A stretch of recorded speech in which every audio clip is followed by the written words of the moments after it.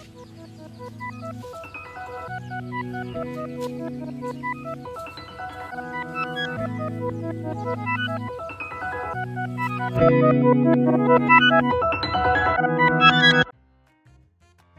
guys, my name is Glenn and today is day 6 of Glenn Twico's fitness challenge. As much as gusto kong tumakbo tonight, may trahedyang naganap, which is this one.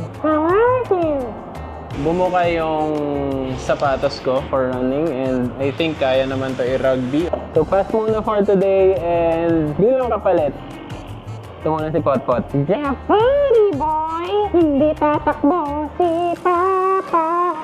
Hindi tatakbo si Papa. Hindi tatakbo si Papa. Kasi wala siyang shoes.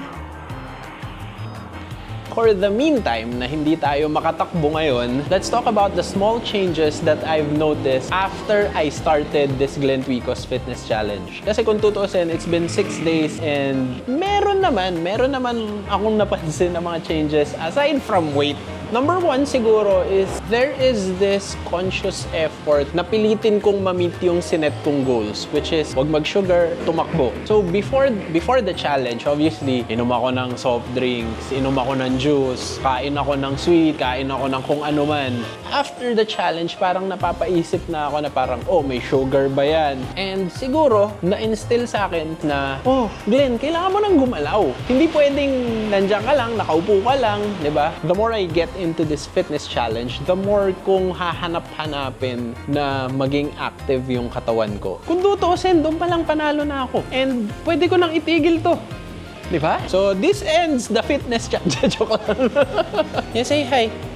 Hi, vlog! Napansin ko rin pala na parang nape-pressure ako na sundin tong ginawa kong challenge para sa sarili ko. I think that is actually a good thing. So, yun muna for day 6. Kahit na nag-fail tayong ma-meet yung goals natin for today, sana samahan nyo pa rin ako bukas para try natin bumawi. Sige, 10K joke lang, hindi ko kaya. Ayos! Yeah! Here are the stats!